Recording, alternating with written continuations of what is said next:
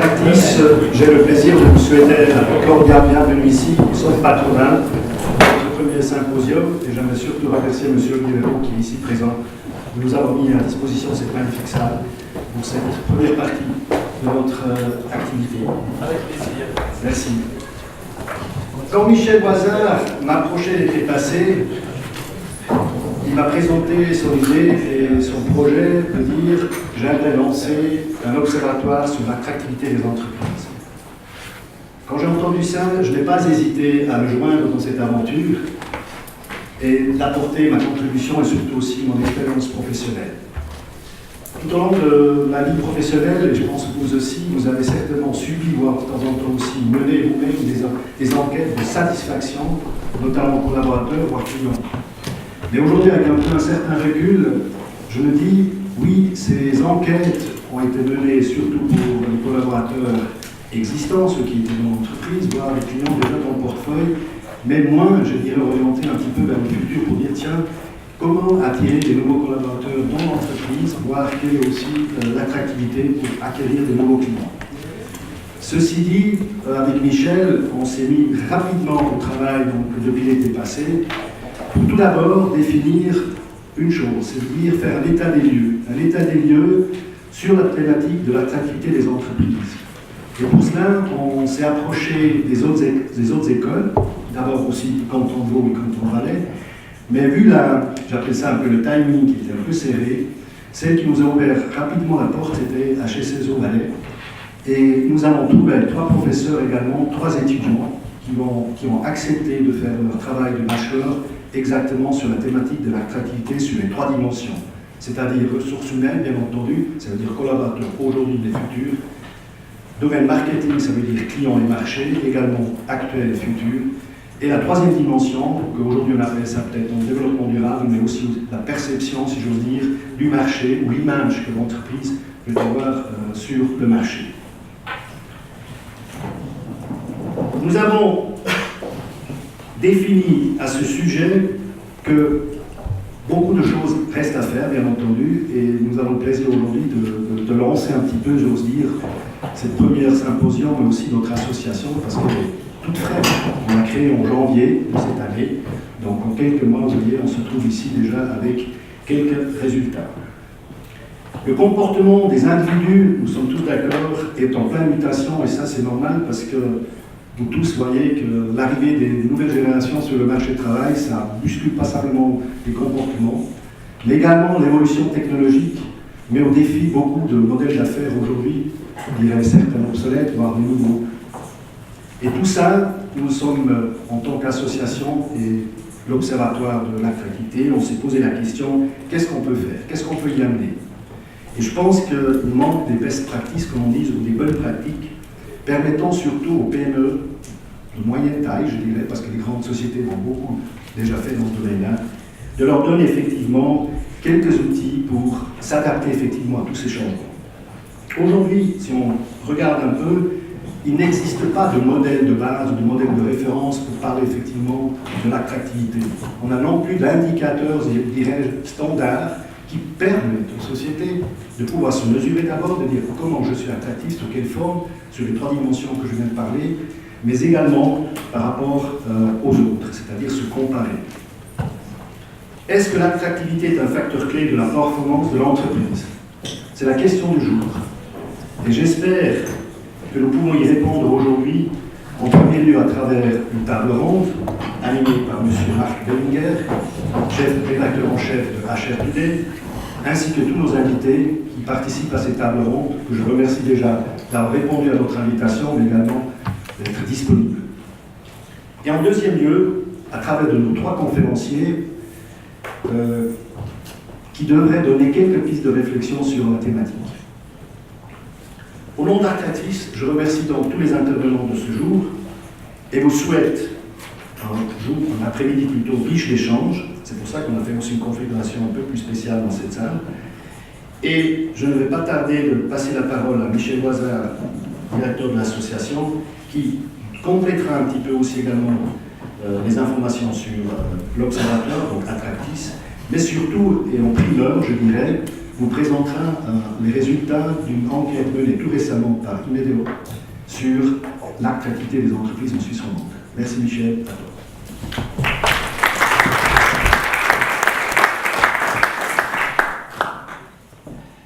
Merci Federico pour cette introduction. Mesdames, Messieurs, bonjour. Je suis heureux et je dois dire aussi un peu fier de voir cette salle remplie. Merci d'avoir répondu à cette invitation. Merci d'être là et surtout à l'intérêt que vous portez aux travaux qu'on a engendrés cette année. Comme l'a dit Federico, l'association est née le 31 janvier. Je suis un peu fier de pouvoir vous présenter déjà quelques résultats. Quelqu'un m'a demandé, mais pourquoi Attractis? Alors, l'orientation des discussions d'aujourd'hui se portera un peu plus sur l'attractivité des entreprises pour leurs collaborateurs. Et c'est vrai que quand j'ai mis collaborateurs richesse sur Google, sont apparus des dizaines, des centaines de pages avec des thèmes tels que nos collaborateurs sont notre richesse est la fidélité de nos collaborateurs, ou encore le groupe auprès de ses collaborateurs proposer un environnement de travail sain et attractif fait partie de nos priorités. Donc le langage, le discours, il porte sur les collaborateurs qui sont la richesse de l'entreprise. Et puis, si on regarde un peu plus loin, je dirais qu'on est entre discours et réalité. Il ne se passe pas un mois sans qu'un magazine, un journal, une émission à la télévision, à la radio, ne fasse des déclarations sur le burn-out, le bore-out, l'absentéisme, les risques psychosociaux, etc. En Suisse, si on regarde, il y a plus d'1 million de personnes qui se disent stressées. Hein, on voit dans la zone critique ici 25%. La zone critique, c'est déjà l'élément extrême par rapport à la zone verte, 28%, où les gens se sentent bien à l'aise dans leur travail. L'enquête est faite ici, c'est le Job Stress Index de Promotion Santé Suisse. Les conséquences et l'impact de ce fait, c'est que d'abord, on va rencontrer dans l'entreprise conflit et surmenage. Ensuite, on va tomber malade. Ce sera les assurances privées qui vont prendre en charge le patient. Et puis pour finir, qu'on ne souhaite pas, c'est qu'il va finir aux assurances sociales parce qu'il a perdu son job, il ou elle a divorcé, etc. Donc l'impact de ce stress, l'impact de ces méthodes de travail que l'on rencontre parfois, génère, on le voit d'après la SFICA, sur 5 ans, les congés maladie ont progressé de 35%. Alors, entre le discours, les collaborateurs sont notre richesse, et les conséquences que l'on voit sur ces statistiques, qui coûtent 5,7 milliards à l'économie, tout frais compris, bien entendu, y compris le remplacement des collaborateurs, etc. Donc, toujours selon Job Stress Index. Alors, on peut remettre en question ces statistiques, etc. Prenons-le comme des tendances. 5,7 milliards, c'est peut-être pas le chiffre exact, mais ça montre que c'est un coût extrêmement important.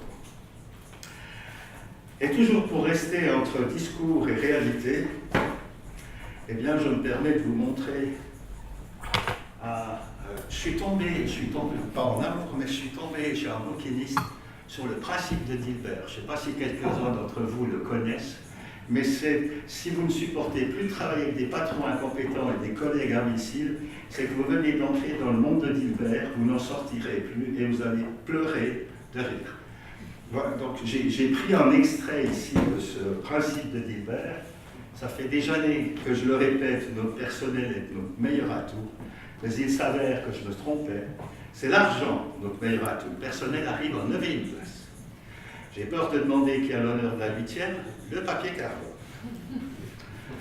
Au vu de cette situation, que je me permets de qualifier de catastrophique, en coût pour l'économie, en nombre de personnes qui sont mal dans leur activité professionnelle, nous avons décidé avec mes collègues Federico Andreani et Michel Gay qui s'excuse aujourd'hui, je vous apporte ses salutations, il a dû partir en urgence en Allemagne, d'apporter nos contributions et le temps dit que ça change.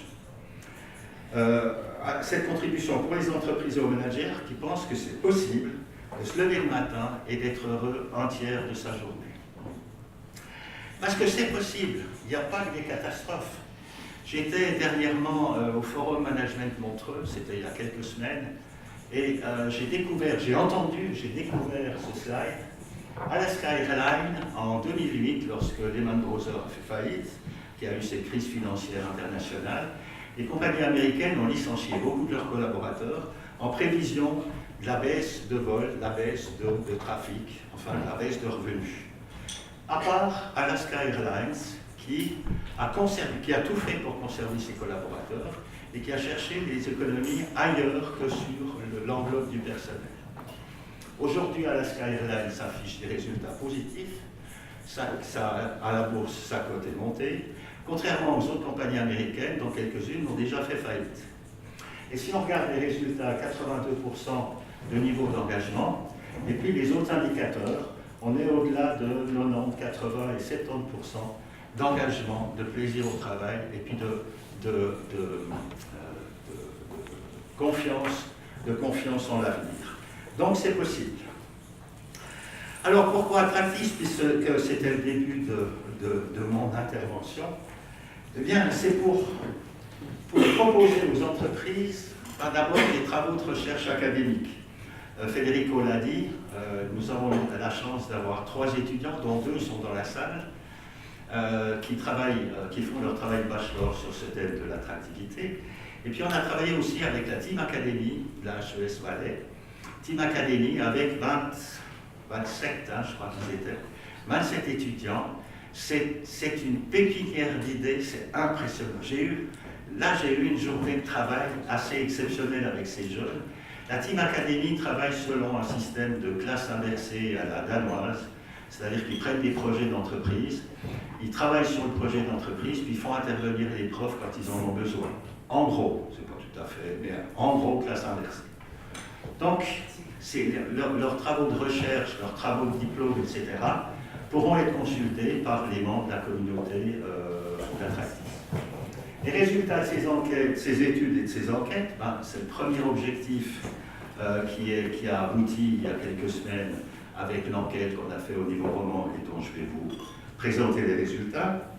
Des ateliers animés par les membres de la communauté, c'est-à-dire qu'on va, dès l'année prochaine, organiser des ateliers, des conférences, des visites d'entreprise, et puis un large réseau d'experts, parce que dans la salle déjà, nous avons de nombreux experts.